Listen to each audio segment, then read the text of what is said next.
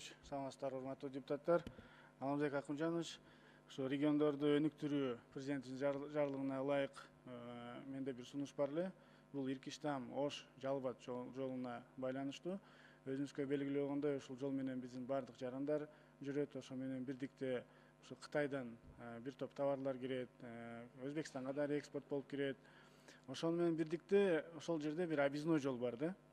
Эгер Гүлчө Ош Жалал Абад 150 километр болсо, Гүлчө Каракулжа Жалал Абад 80 километрди түзгөн бир объездной жол бар да. Ал жерде болгону 35 километр жол асфальт төшөбөй калган да. Эгер ушул жолду биз куруп койсок, анда бир топ жакшы жетишкендиктерге жетишет элек да. Ошол эле биздин канчалаган ишкерлерибиздин, ошол жерде жашаган жалпы калктын канчалаган убактысы үнөмдөлөт эле, акчасы үнөмдөлөт эле, барып Ош шаарына да тыгылбайт эле.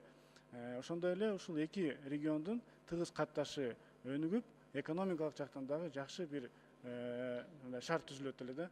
Ушуну Алмазбек Акунжанович Минтранска поручение берип, ушул жолду азыр проектисин түздүрүп, разработкага алынып берсе, эми аны бүгүн эле кур деп айткан жокмун, бирок ушуну эске алып койсоңуз, бул жакшы бир объездной жол бар эле.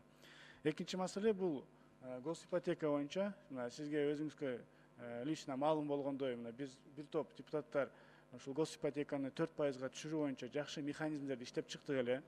Ошол механизмди өзүбүздүн республика ата журт фракциясында колдо табып, чечимин чыгарып, ошондой эле сиз өзүңүз катышкан комитетте, бюджет комитетинде дагы колдо табып, чечим кабыл алып берген элек. Вице-премьер Замир Аскаров аябай жакшы сунуштар экен, аябай жакшы механизм экен деп колдоп, 10 күнүн ичинде сиздерге жообун айтам деди эле. Ал эмес, 10 күн эмес, 2 ай өтүп кетти арадан, бир дагы жыйынтык жок.